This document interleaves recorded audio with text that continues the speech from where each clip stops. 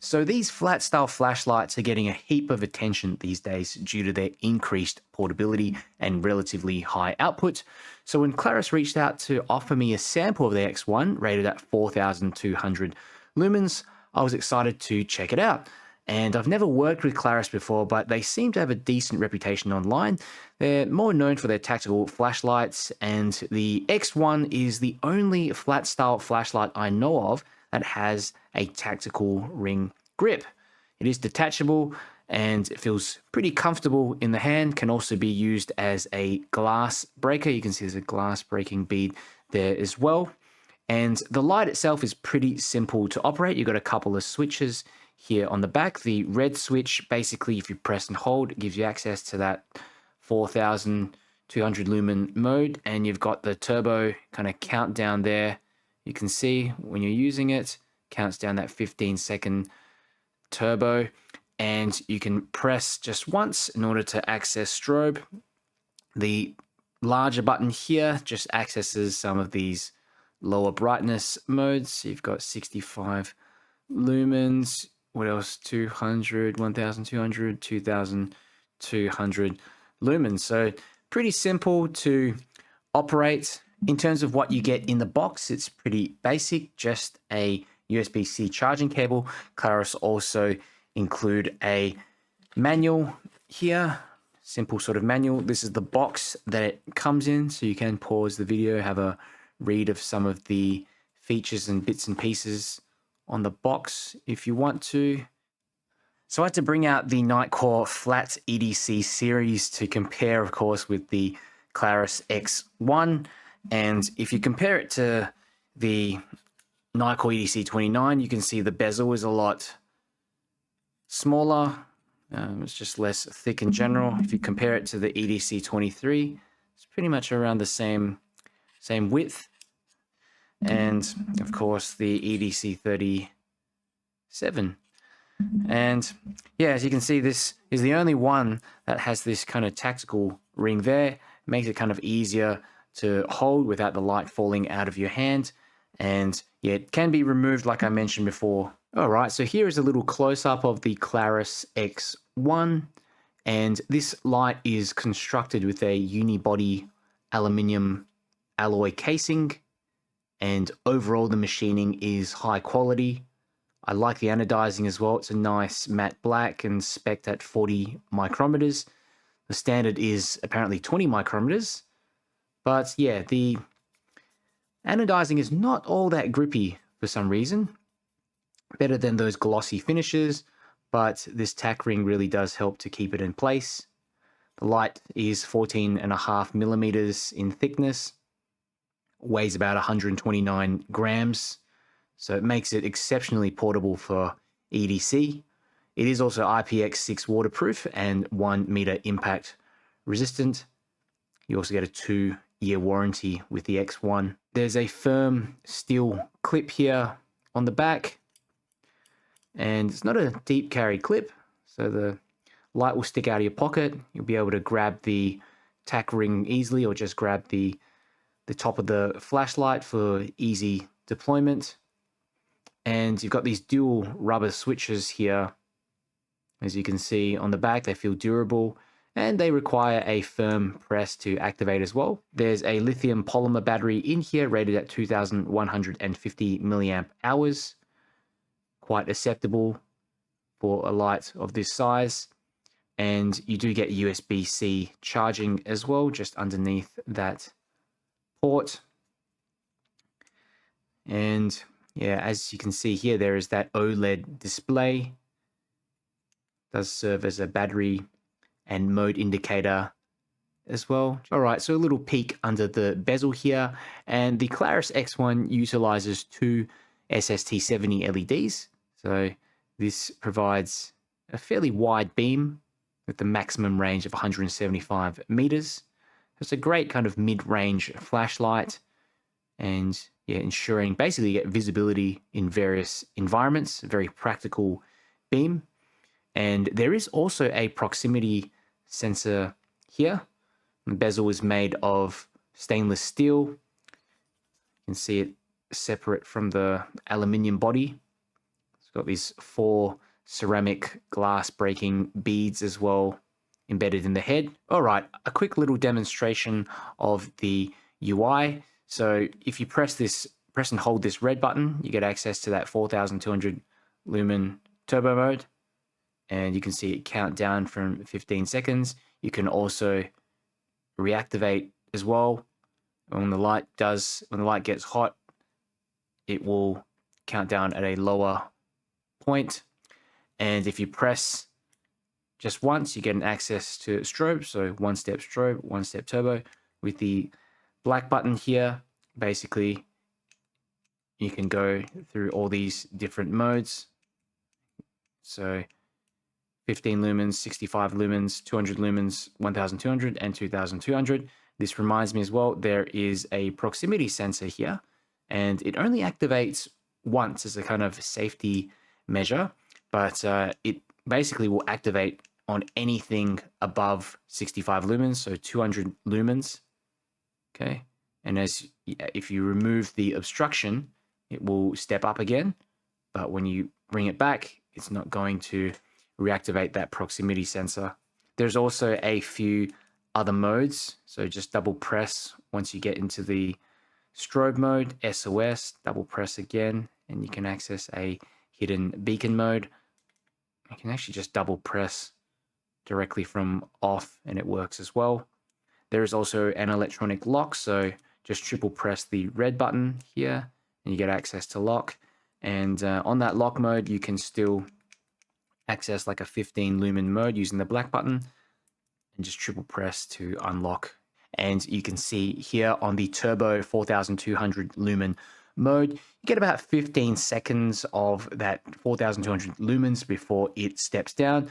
I immediately reactivated again once it stepped down, and you can see you get another 15 seconds and again another 15 seconds. But you see after a little bit of time, when the light starts to get pretty hot, you have maybe like 5 to 7 seconds of runtime on the turbo mode until the light actually cools down. You can see here on the 2200 lumen mode, the light steps down just before the 1 minute mark, and the light's basically on about a third of its output.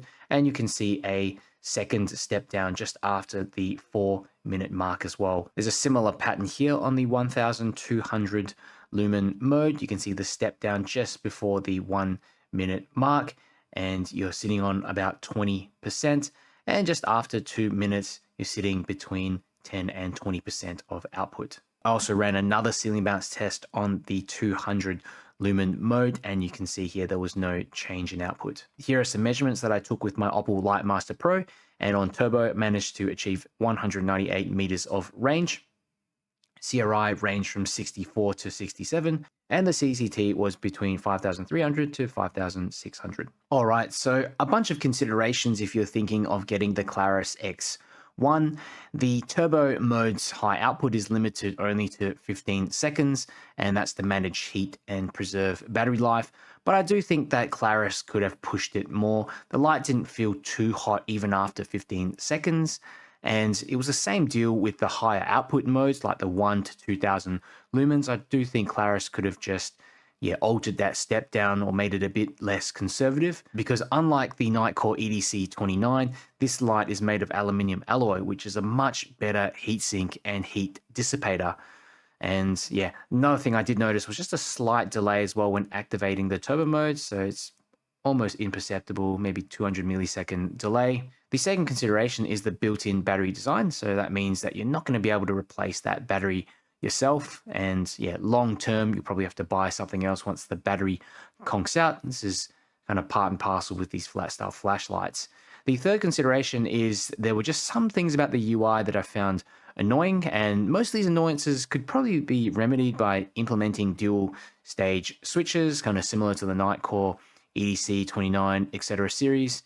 And yeah, basically there's just this pressing and holding to access turbo, and same thing when you have to activate strobe by pressing and pressing off rather than just half pressing and full pressing to access strobe and turbo. Just feels a little bit clunky.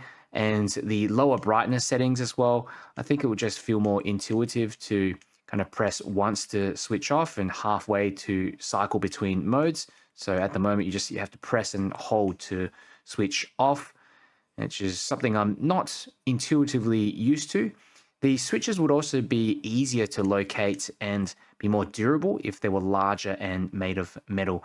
Again, not deal breakers, but yeah, someone that uses a lot of these flat style flashlights, you know, you tend to get used to a certain type of UI. But yeah, if this is the only one that you own, you probably get used to it pretty easy.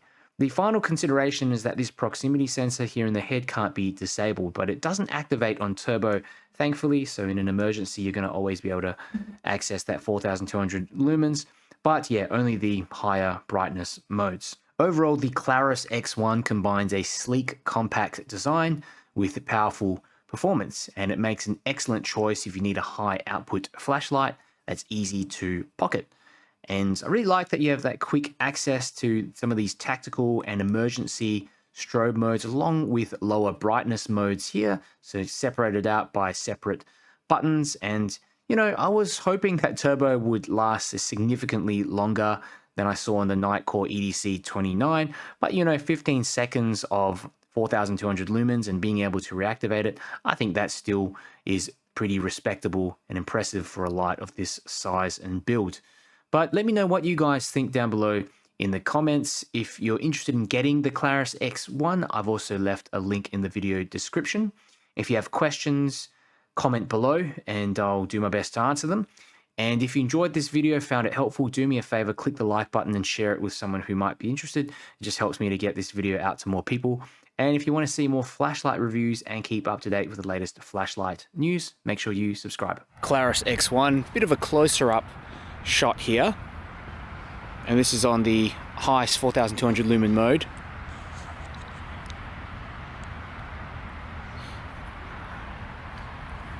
A decent 15 seconds before the light steps down for that from that 4200 lumen mode. Here are the other modes. So you've got 65 lumens, 200, 1200, 2200, and there's a 15 lumen mode in there as well. 65, 200, 1200, 2200. I think this is a much more practical beam if we're looking at kind of short to mid-range, especially on these like much lower modes here. It's 200 lumens. That's enough, really, as a walking light, and it provides you a ton of spill, a large hotspot as well, and you can sort of swap between, say, the 200 lumens and then hold down and get access to that 4200 lumen mode momentarily, or even the strobe mode. I'll go for a bit of a walk.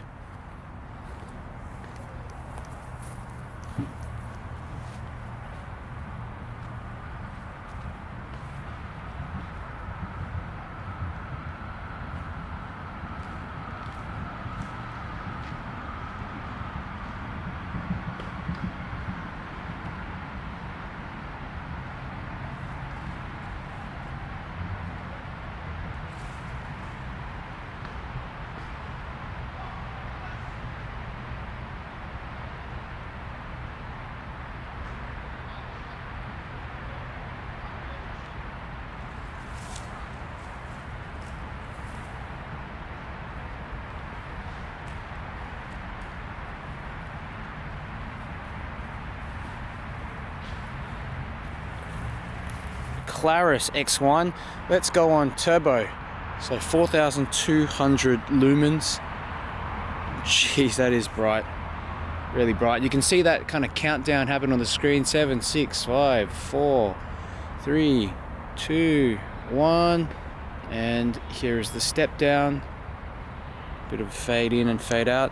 Now it can go through the different modes as well. So you got 15 lumens, 65 lumens, 200 lumens, 1200 lumens, 2200 lumens, and it just basically cycles back again. But you can kind of go in between that 4200 lumens and 2200 lumens, so that's a good kind of little strategy. You might be on 200 lumens and just need that 4200 for a bit. And I've also got a strobe mode in there like that. So I would say it's a predominantly floody beam, but it does have some decent throw considering, you know, considering the small bezel. Go for a bit of a walk.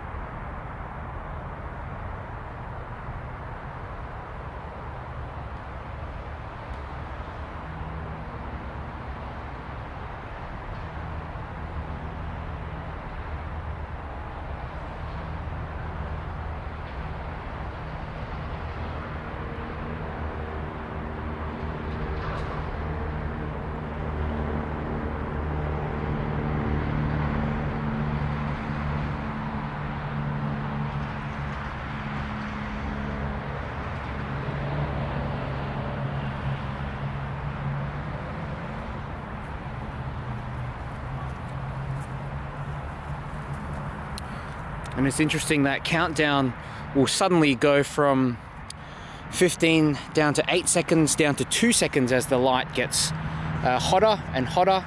So I've got the Nitecore EDC29 to the left and the Klarus X1 to the right on the highest modes for both of them. So let's have a look. That's the EDC29 and the Klarus X1. Much larger hotspot, as you can see. Okay, and the EDC29 has pretty much already stepped down. I've got to wait for a little bit for it to... Oh, there we go. Got a bit more time there. Okay, there's your Klarus. Klarus with the larger hotspot and the Nitecore EDC29. So yeah, I mean the Klarus does, as you can see, it holds its output for longer. Okay, Klarus has stepped down. Let's reactivate both again. The Nitecore is still too hot to reactivate. Klarus is counting down from about 8 seconds. Okay, and now I believe it's going to step down. Let's reactivate both again. You get 3 seconds on the highest mode with the Klarus, and the EDC29 is still, still stepped down. So you do get like a huge blast of output with the EDC29, but you know, about half the output in the highest mode with the Klarus, but you can keep reactivating. Look at that, I can just keep reactivating the 4200 lumen mode, though it gives you 2 seconds on the, you know, as I keep activating now. I'm just gonna keep on doing this and see what happens. Is it gonna eventually just kick me out of that highest mode? I'm feeling the head, and the head feels, I wouldn't say it feels too hot. I mean, it does feel fairly warm, but it's manageable. It's not kicking me out, it's just giving me 2 seconds, and it's still okay to hold. Should mention that in Melbourne it is a fairly cool night, maybe about 10 degrees Celsius. And there's your Nitecore EDC29, and there's the step down. And you've got the Klarus again, couple of seconds. So it really just comes down to, at the end of the day, well, in terms of just the beam and the brightness, whether you want some of that extra range. Okay, with the Nitecore EDC29, as you can see, it does have a much more throwier beam. It's quite incredible really for this size, but it steps down really quickly compared to the X1, which has a much wider beam, probably more useful for most people.